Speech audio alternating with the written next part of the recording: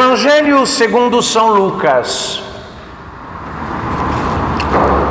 Naquele tempo, depois que se completaram os 8 dias para ser circuncidado o menino, foi-lhe posto o nome de Jesus, como lhe tinha chamado o anjo antes que fosse concebido no ventre materno. Em nome do Pai, do Filho e do Espírito Santo. Nós estamos nas primeiras horas deste novo ano.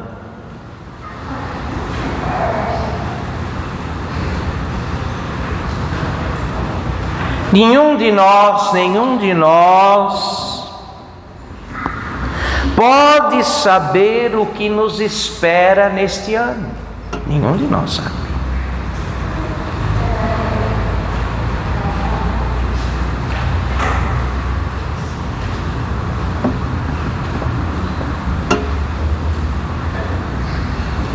Se nós não sabemos, e isso não tem a menor importância,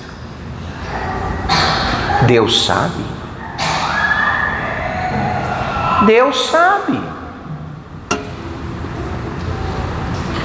E isso deveria bastar para que efetivamente o nosso ano fosse feliz.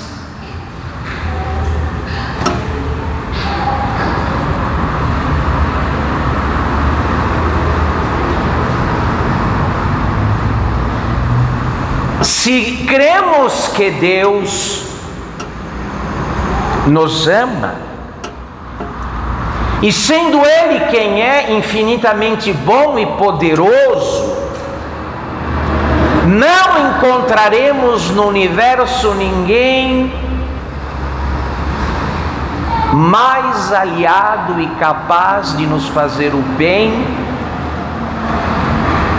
e encher estes novos dias, este novo tempo de grande alegria e felicidade. Porque nós ignoramos o que nos espera, mas Ele não. Nós não sabemos o que vai nos acontecer, mas Ele sabe todas as coisas. E sabendo todas as coisas, já as dispôs do modo mais útil e salutar a nosso respeito. Alguns acontecimentos que nos aguardam vão nos encher de alegria, outros não serão tão alegres. Talvez tenhamos que enfrentar problemas de saúde, ou passemos um tempo muito saudáveis e cheios de vigor e energia.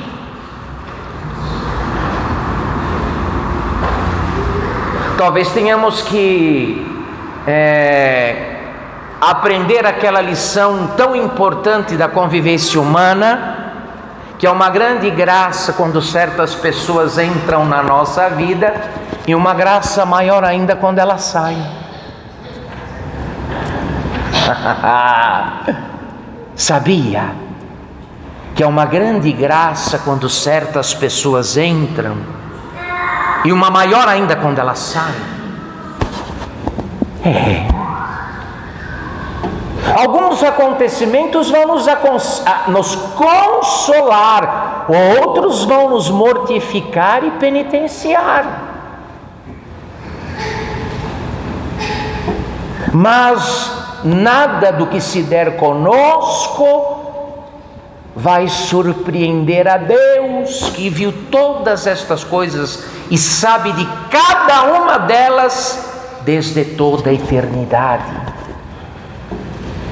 E se não atrapalharmos, a ação da divina providência, todos estes acontecimentos redundarão para o nosso maior bem, que é a salvação de nossas almas.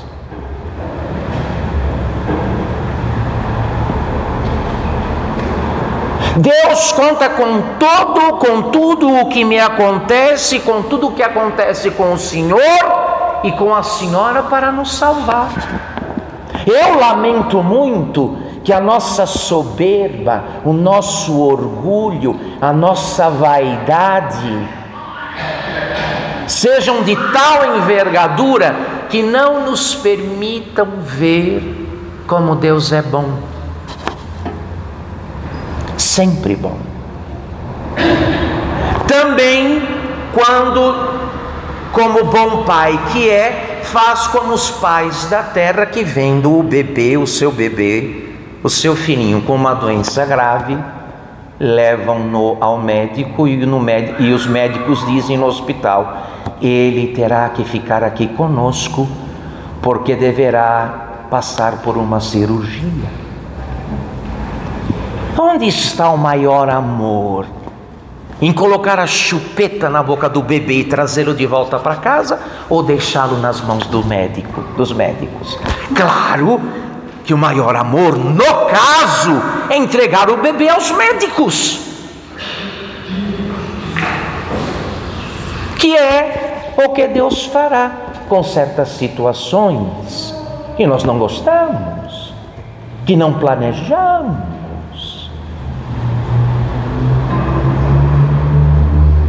mas que necessitamos.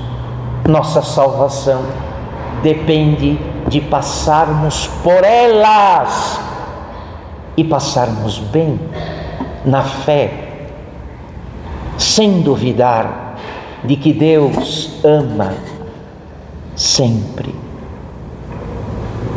também quando parece não amar.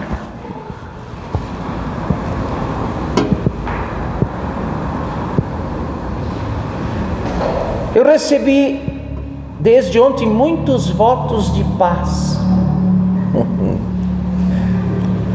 Eu tenho um celular velho que com 2, 3 fotos já trava. Não me fiquem me mandando nada porque o meu celular trava. Eu perdi a conta de quantas pessoas desejaram saúde, paz, alegria. Isso é bom. Isso é muito bom. Mas, meus queridos, não nos iludamos. A fonte da verdadeira paz é aquela que só pode ser encontrada na vontade de Deus. É aquela que se encontra na vontade de Deus, que vem embalada nos acontecimentos. Para não ficar abstrato demais, porque é fácil falar a vontade de Deus. Onde está ela? Aí, meu irmão, minha irmã, ela vem na embalagem dos acontecimentos.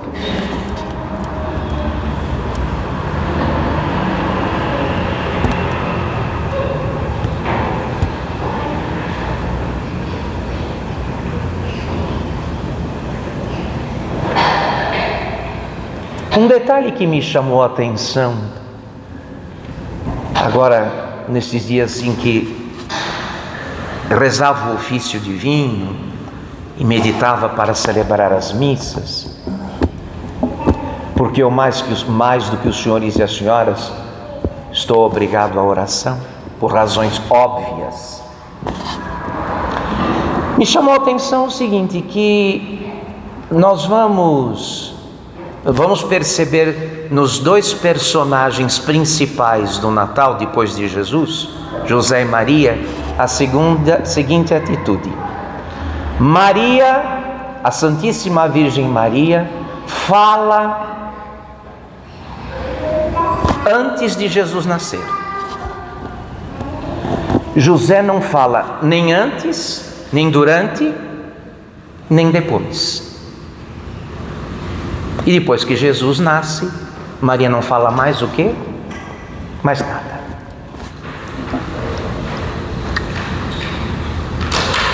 Vocês ouviram hoje aqui esse pequeno trecho extraído do Evangelho de São Lucas? Um versículo, um verso só, capítulo 2 de Lucas, verso 21. Quando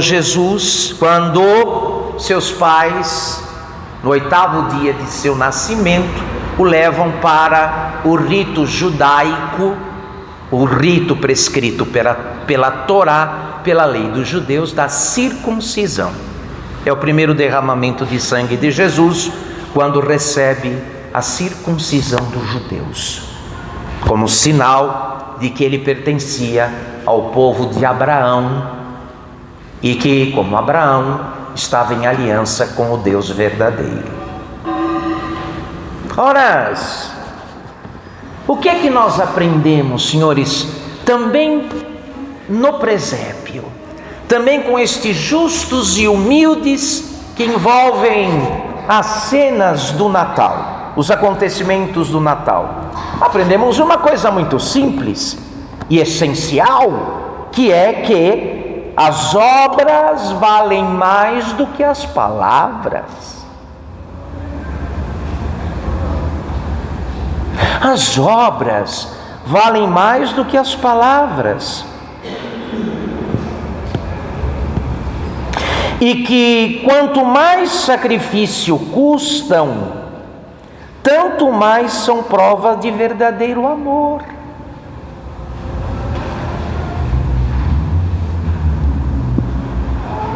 As dificuldades que estão por vir aí nos próximos dias, semanas e meses, as dificuldades, as lutas, os problemas, as dores de cabeça, o que são elas para nós que temos fé? Uma oportunidade extraordinária de mostrar que amamos a Deus, de provar que o amamos mais do que a nós.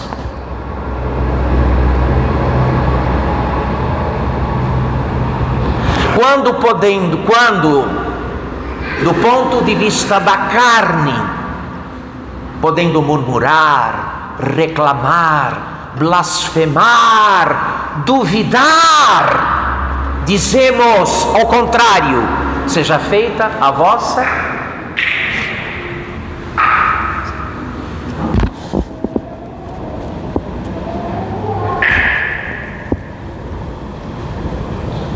Ora, crer e amar a Deus quando a brisa sopra suave e afaga a face.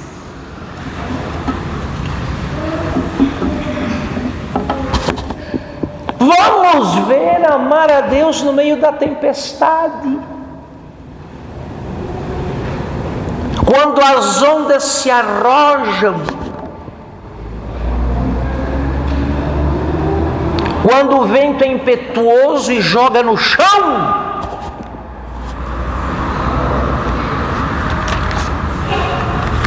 porque as obras, meus queridos, valem mais que as palavras, e que quanto mais sacrifício custam, tanto mais são prova de verdadeiro amor. Quando Jesus Cristo decidiu provar que nos amava, não publicou um livro de poesias, mas foi escrever este amor na cruz com seu sangue. Olha,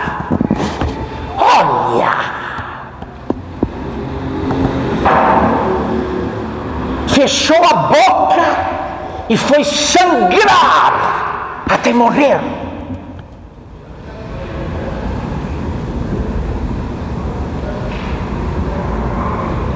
Obras é que são amores.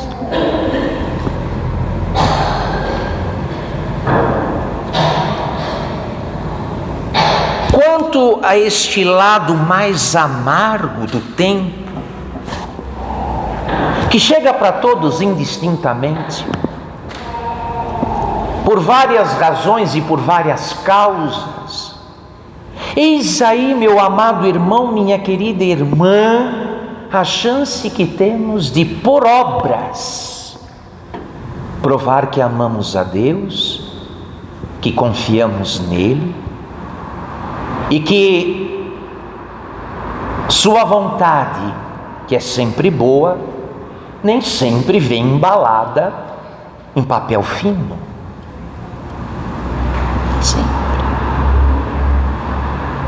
Mas vem embalada nos acontecimentos, nem todos eles agradáveis.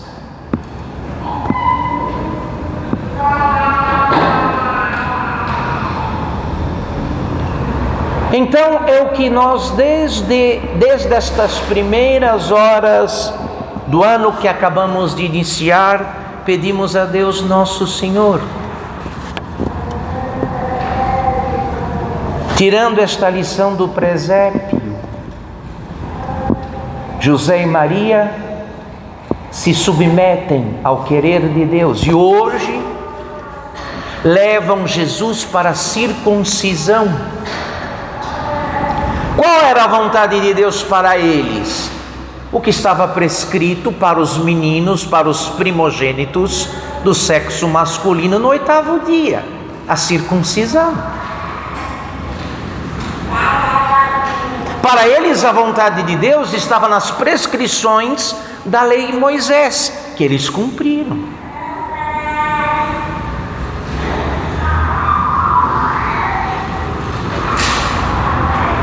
Então, peçamos a bondade de Deus, esse alargar os horizontes do nosso olhar de fé, meu Senhor e minha Senhora.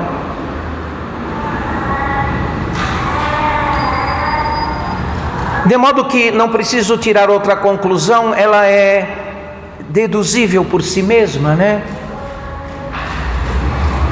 Os tempos não mudam se nós não o quê? Mudarmos. Uma vez que não se está, eu não canso de insistir nesta verdade, não se está aqui neste mundo sem lutas.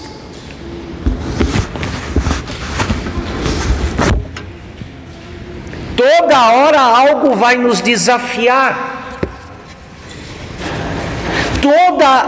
Não passa muito tempo, algo vai entrar no radar das nossas contrariedades. Ali, ó. E agora isso? Como é que vou fazer? Como é que vou lidar?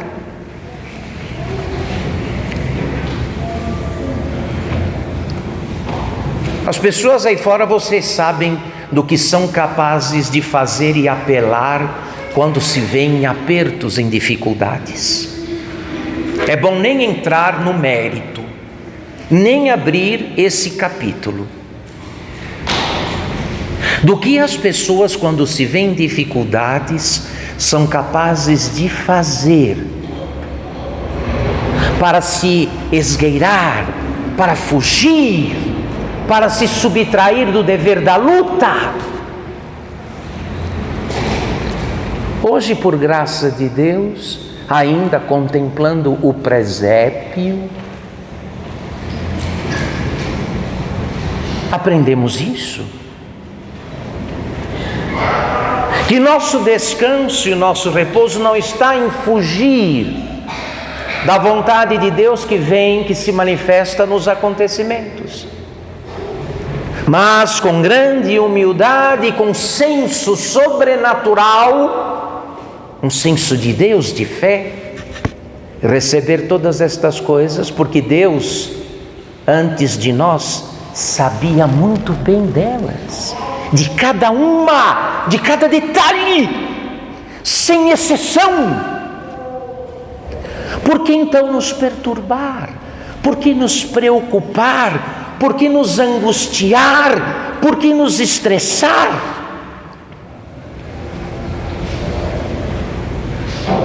Não basta chamar a Deus de Pai, é preciso tratá-lo como tal.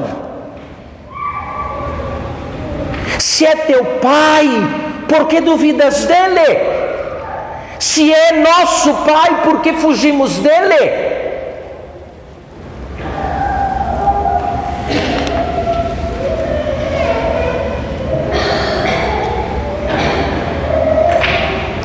Então, meus senhores e minhas senhoras, supliquemos a bondade de Deus que nos conceda esta atitude humilde de fé, como foi a atitude destes nossos antepassados, que creram em Jesus primeiro, antes de nós.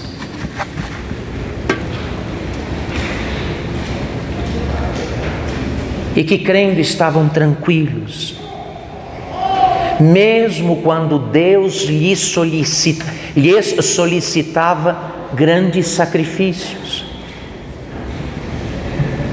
Grandes sacrifícios.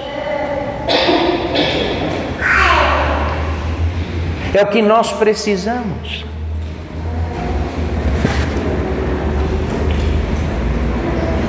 Nós não precisamos, olha aqui, não importa que os acontecimentos sejam bons, importa que a nossa fé seja boa.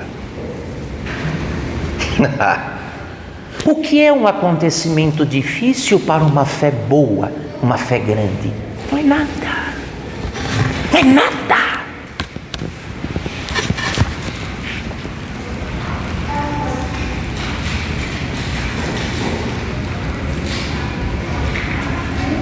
Então aí, às vezes até gente batizada, agora apelando para certas magias, simpatias, querendo manipular as forças da natureza, como que querendo obrigar a vida e a história a terem sua medida, seu manequim, seu número.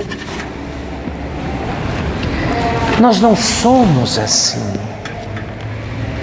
Não foi isso que aprendemos daquele que chamamos de Salvador e de sua bendita e santíssima Mãe, também comemorada hoje, também celebrada hoje. Não foi isso. Se Deus é quem Ele é, todo-poderoso, como vamos dizer já, credo in unum Deum Patrem omnipotentem, creio em Deus Pai, todo o quê? Poderoso. O susto e o espanto é por tua conta, meu caro. O susto e o espanto é por tua conta. Porque nada espanta e nada assusta a Deus, que sabe o que e o porquê de tudo sem exceção.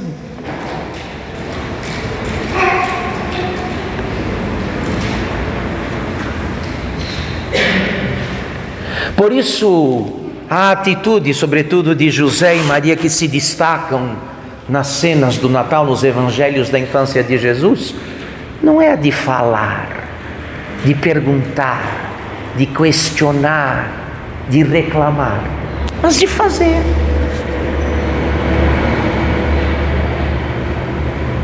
Porque é fazendo que se ama a Deus, não falando.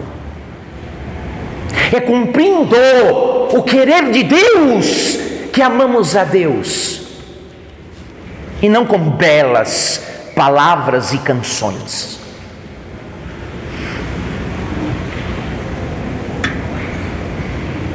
Então levemos desta missa que inaugura este novo ano, e acompanhados pela bênção que segue esta missa, esta tarefa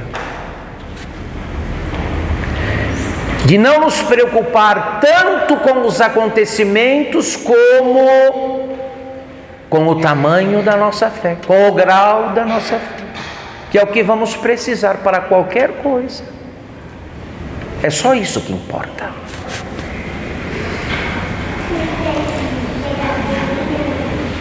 E é assim que vamos, filhos, de dificuldade em dificuldade, de problema em problema, mas também de alegria em alegria, até a vida eterna. Até a vida eterna.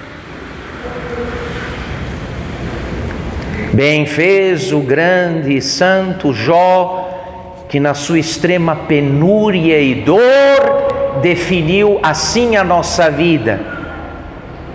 Luta é a vida do homem sobre a face da terra. Livro de Jó, capítulo 1, verso 7. Luta. Mas o que temos para estar em paz, enfrentar todas essas oposições pequenas ou grandes?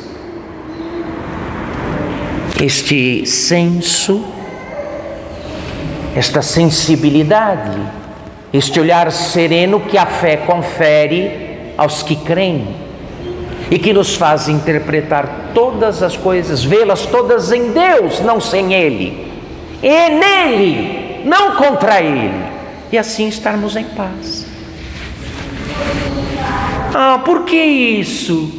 Por que aquilo? Para o teu bem, para a tua salvação, para a tua instrução, para a tua penitência, para o teu crescimento, para o teu amadurecimento e assim por diante. Então, no Imaculado Coração de Maria, colocamos estes bons propósitos que o Espírito de Deus, que a graça de Deus nos inspiram, que é o que temos, senhores, para que efetivamente este ano seja feliz. É o que temos. E o que é que nós temos? O fato de que Deus sabe tudo o que vai acontecer. Ele sabe. E por que vou ficar preocupado? Porque vou franzir a testa? Porque vou me angustiar se Ele, Deus, sabe tudo?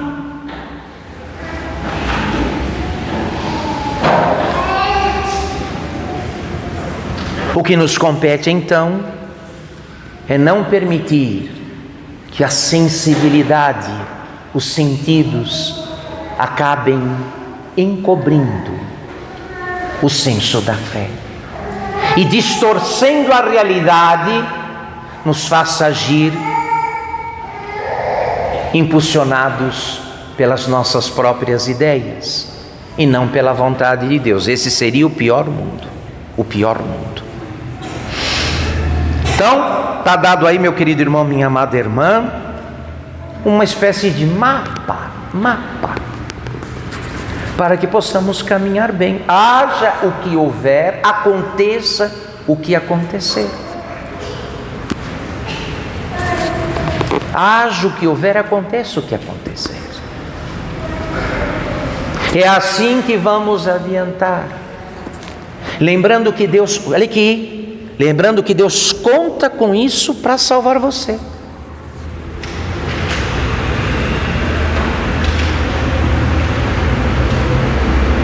Mas padre, mas esse negócio colocou a minha vida do avesso, atrapalhou meus planos aqui.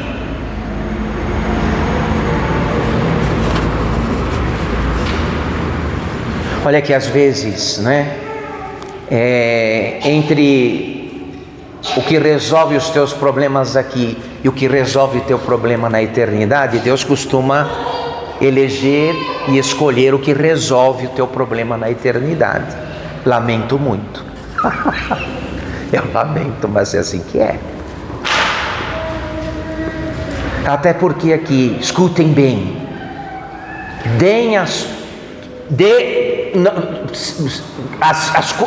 quer as coisas funcionem sempre bem, quer as coisas funcionem sempre mal, não vão funcionar para sempre bem e não vão funcionar para sempre o quê?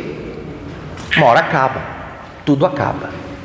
Tudo que dá certo uma hora acaba, tudo que dá errado uma hora o quê?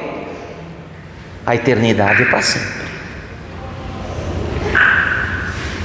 A eternidade com Deus, ou a sem Deus, é para sempre. É para sempre. Então deveríamos sempre ter este critério, O que é o melhor? evidentemente, o que favorece a vida que não passa, não a que passa. Quem sabe está vocacionado para a eternidade, não tem dificuldade de compreender as coisas que estamos dizendo. Não tem dificuldade. Não tem dificuldade de entender que Deus precisa de tudo o que vai nos acontecendo para nos salvar.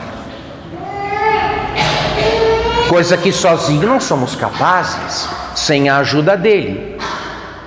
E às vezes a ajuda dele é estender uma mão para dar e a outra para o quê? Tirar.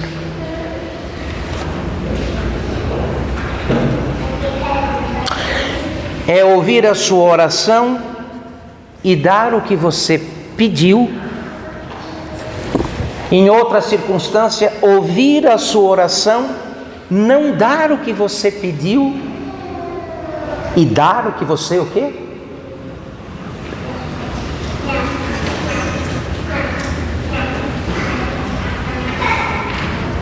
E é assim que se vai ao céu, meu irmão, minha irmã.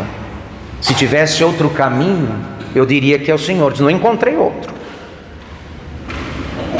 Em tudo que li, estudei, rezei, pesquisei e aprendi, não achei outro caminho. Se houvesse, eu estaria aqui dizendo aos senhores. Se houvesse algum atalho, eu diria ao Senhor: não, mas tem um desvio por aqui, vai por ele, é facinho.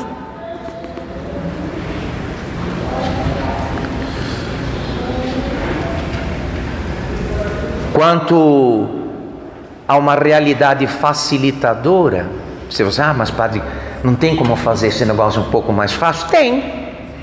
Ser devoto da Virgem. Porque São Bernardo de Claraval e Santo Afonso Maria de Ligório disseram que um verdadeiro devoto da Virgem Maria não vai para onde? Para o inferno. Não perde a alma. Eu não sei que nó em pingo d'água ela vai dar, mas vai dar, para te ajudar a fazer aquilo que você não gosta e não tem muita vontade, nem de aceitar, e menos ainda o que de fazer. Ser devoto, ama a tua mãe do céu, e farás bem, e enfrentarás bem tudo que for preciso ser feito e tudo que for necessário ser enfrentado. Como diz lá São Luís Maria Grignon de Montfort, no Tratado da Verdadeira Devoção, se vai em curto tempo, em pouco tempo, longe com Maria, se vai bem mais rápido com ela nas coisas de Deus do que sem ela. Então, se alguém quer, mas padre, o elemento, a realidade facilitadora de todas estas coisas que parecem às vezes assustar um pouco, é que além de um pai, temos também uma mãe, boa mãe, boníssima, a melhor de todas. A que Deus escolheu para Jesus e aquela que Jesus depois escolheu para nós, aos pés da cruz. Filho, eis aí tua mãe.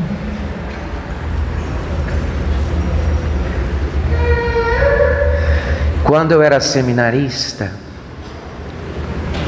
lá em Aparecida, e às tardes de domingo a gente fazia plantão para ajudar nos diversos serviços do Santuário Nacional. Eu me lembro lá que no Central de Informações ficava aquele monte de criança perdida.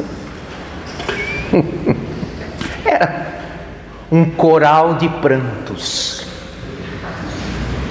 Crianças pequenas, porque aquela multidão, as crianças perdem mesmo, né?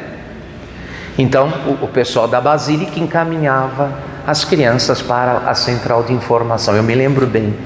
Ai, era uma choradeira. Era uma choradeira. Aquele ambiente completamente desconhecido, né? Cercadas de pessoas que nunca tinham visto, as crianças entravam em pânico, em desespero, compreensível. Qual era o maior alívio?